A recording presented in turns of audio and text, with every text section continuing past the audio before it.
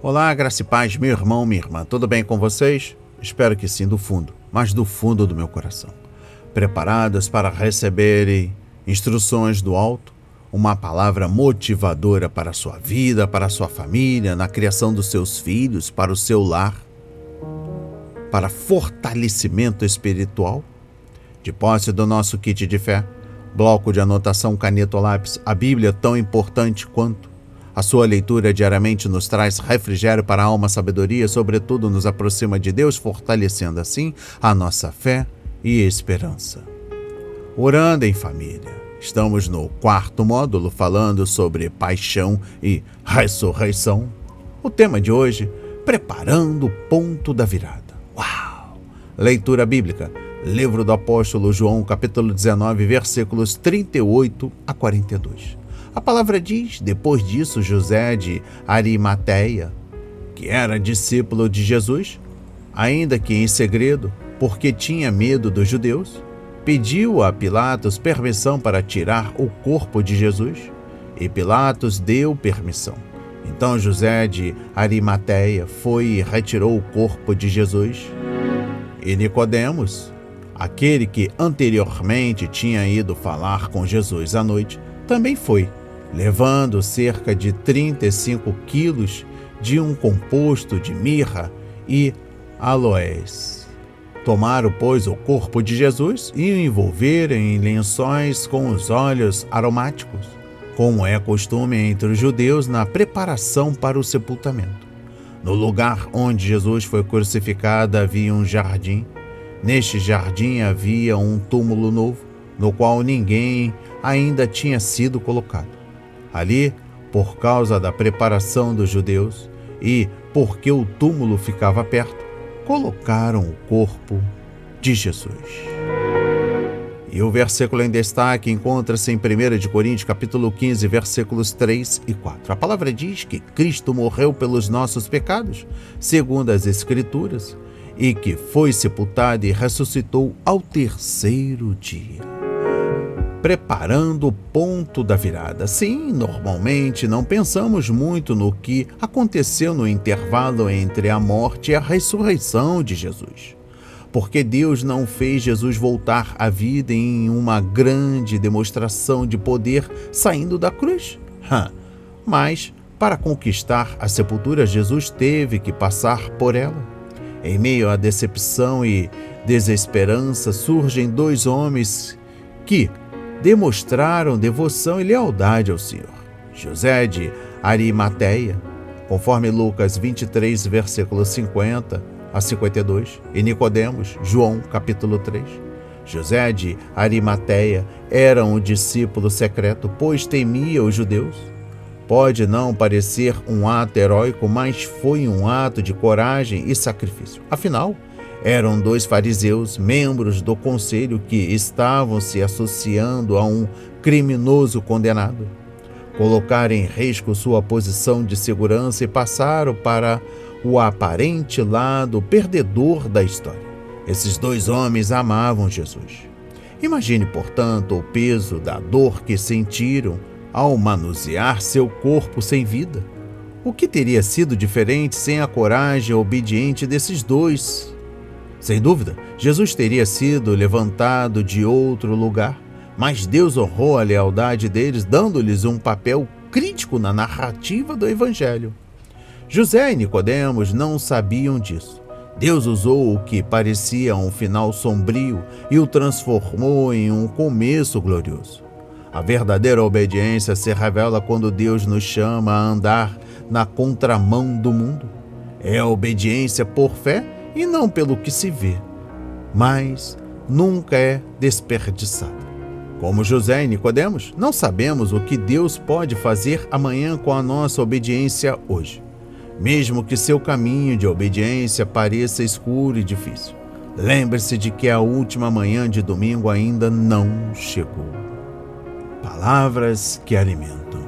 Meditando no versículo em destaque, 1 Coríntios, capítulo 15, versículo 3 e 4. Uma boa maneira de comunicar a mensagem dos apóstolos com fidelidade é dividindo-a em 4 partes. Primeiro, os eventos do Evangelho. Embora os apóstolos apresentassem toda a obra salvadora de Jesus, incluindo sua vida e ministério, sua exaltação e sua futura vinda, eles se concentravam na morte e ressurreição de Jesus, como acontecimentos históricos por sua importância salvífica. Segundo, as testemunhas do Evangelho. Os apóstolos recorreram a uma dupla evidência como garantia da autenticidade de Jesus, de modo que pela boca de duas testemunhas a verdade pudesse ser estabelecida, conforme Deuteronômio capítulo 19, versículo 15. A primeira evidência estava nas Escrituras, no Antigo Testamento, e a segunda no testamento dos próprios apóstolos. Somos testemunhas. Pedro repetiu várias vezes. Assim, a verdade sobre o único Cristo foi duplamente comprovada. Não temos o direito de anunciar um outro Cristo, fruto de nossa imaginação ou de nos concentrarmos em nossa própria experiência, uma vez que não fomos testemunhas oculares do Jesus histórico. Nossa responsabilidade é anunciar o verdadeiro Cristo das Escrituras, do Antigo e do Novo Testamento. As testemunhas originais são os profetas e apóstolos. Nosso testemunho é sempre secundário em relação ao deles. Terceiro ponto, as promessas do Evangelho. O Evangelho são as boas novas, não somente do que Jesus fez por meio de sua morte e ressurreição, mas também pelas consequências que nos oferece, o perdão dos nossos pecados, para apagar o passado, e o dom do Espírito, para nos tornar novas pessoas. Juntas, elas representam salvação e liberdade, e ambas são publicamente simbolizadas pelo batismo. Quarto e último, as condições do Evangelho. O Evangelho exige uma conversão radical do pecado para Cristo. Essa mudança é caracterizada interiormente por uma atitude de arrependimento e fé, e expressa exteriormente pelo batismo. Com isso, passamos a ser fiéis a Cristo e somos transferidos para a nova comunidade de Jesus. Portanto, estes são os 4 aspectos da mensagem, dos eventos, morte e ressurreição de Cristo, comprovados por 2 testemunhas, profetas e apóstolos, com base nos quais Deus faz 2 promessas, perdão e dom do Espírito, sob 2 condições, arrependimento e fé, através do batismo. Há um sentimento de harmonia e completude em torno do Evangelho bíblico. Palavras que alimentam. Finalizando o nosso estudo no dia de hoje, algumas coisas são de primeira importância, ficam o âmago da questão e são centrais à questão atual. Para nós, como cristãos, não temos que duvidar sobre as coisas de primeira importância. O evangelho da nossa salvação é baseado num simples alicerce. Jesus morreu, Jesus foi sepultado, Jesus ressuscitou e Jesus apareceu aos seus discípulos, que nunca foram os mesmos depois de testemunhar seu Salvador ressurreto. Não deixemos ninguém nos distrair dessas verdades primárias ou complicar a sua simplicidade com outras questões que julgam ser essenciais. Nossa salvação depende da nossa fé e nossa participação neste evangelho simples, porém poderoso. Olha, meu irmão, minha irmã, Jesus não só morreu pelos nossos pecados, mas foi sepultado e levantou-se do túmulo ao 3º dia. Servimos a um Cristo vivo e não a um homem morto preso na cruz. Jesus, por sua morte vicária, substituta e ressurreição, tornou-se o caminho sobre o abismo do pecado, que nos leva de volta para Deus. Recebam essas palavras na autoridade de Jesus. Oremos. Pai amado, bendito Senhor, meu Deus e meu Pai Jesus Cristo, querido Pai. Confesso minha fé na sua obra em mim através de Jesus. Acredito que seu Filho e meu Salvador Jesus foi crucificado por homens maus, assim como o Senhor disse tanto tempo atrás na sua palavra. Acredito que o corpo dele foi colocado no túmulo. Acredito que no terceiro dia o Senhor o trouxe de volta à vida, assim como prometeu que faria.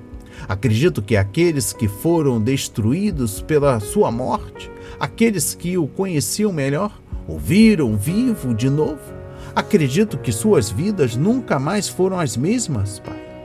Acredito, querido Pai, que assim como tenho confessado a minha fé em Jesus e compartilhado com ela na sua morte, sepultamento e ressurreição através do batismo, minha vida está junto com a dele na sua salvação e vitória sobre a morte. Louvo ao Senhor por essa graça, agradeço-lhe por minha salvação, da minha família, dos meus amigos, parentes queridos, a cada um que está ouvindo esta mensagem, Pai. Senhor, que teu Espírito me capacite hoje a te obedecer com coragem, coragem, coragem. Em nome de Jesus, eu oro e agradeço e enalteço para todos sempre, Jesus. Amém. E graças a Deus, graças a Deus, graças a Deus. Único pedido, deixe seu like, seu comentário, se inscreva em nosso canal, ative as notificações, nos recomendem e até o próximo encontro. Que Deus nos abençoe.